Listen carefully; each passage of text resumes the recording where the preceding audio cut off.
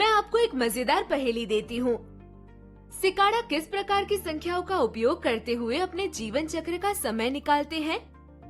आधुनिक screen pixel की रंग तीव्रता को परिभाषित करती हैं और निर्माताओं को अपने उत्पादों में गुणवृत्ति से छुटकारा मिलता है। ऐसी संख्याओं के उपयोग इस तथ्य की तुलना में कम है और वे आधुनिक संगणनात्मक सुरक्षा का आधार बनाते हैं। सही उत्तर अभाज्य संख्याएं हैं। हाँ, हम हर दिन इनका उपयोग करते हैं और वे हमारे समाज का एक महत्वपूर्ण हिस्सा हैं।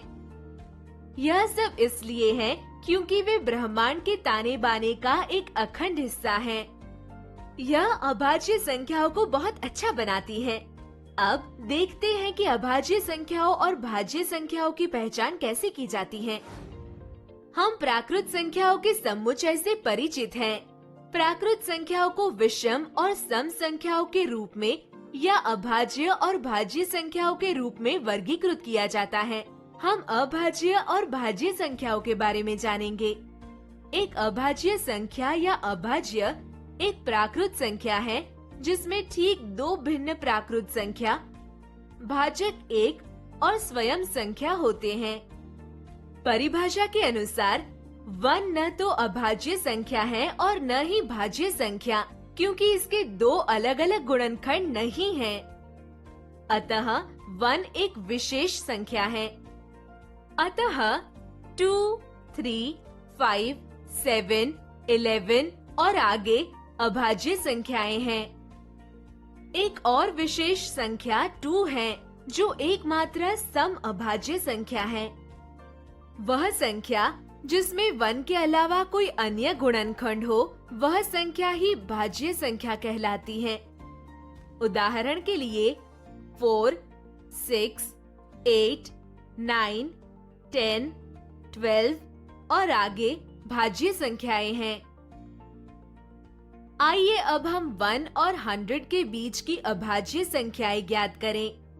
हम 2 को छोड़कर उन संख्याओं के चारों ओर एक वृत्त बनाते हैं जो 2 से विभाज्य हैं। शेष संख्याओं में से हम उन संख्याओं के चारों ओर एक वर्ग रखते हैं जो 3 को छोड़कर 3 से विभाज्य हैं। शेष संख्याओं में से हम 5 को छोड़कर 5 से विभाज्य संख्याओं पर तिरछा चिन्ह बनाते हैं।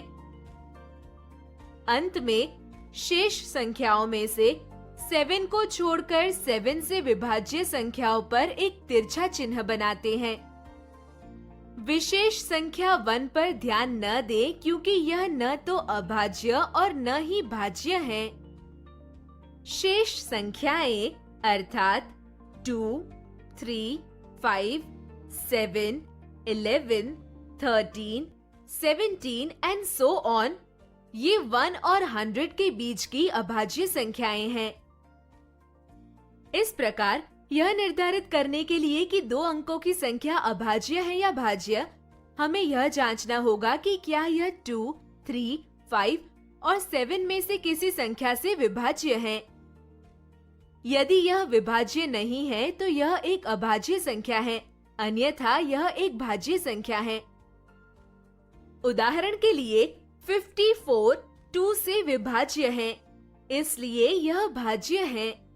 81 3 से विभाज्य है, इसलिए यह भाज्य है।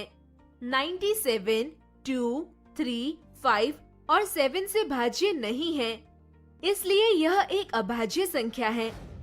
सारांश में इस सत्र में हमने भाज्य और अभाज्य संख्याओं के बारे में जाना। हमने अभाज्य संख्याएं ज्ञात करने की विधि भी समझ ली है।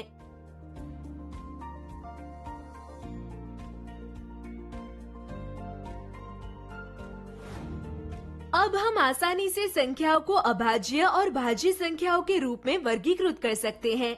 क्या मौजूद गुणनखंडों की संख्या के आधार पर अभाज्य और गैर अभाज्य संख्याओं को समझने का कोई तरीका है?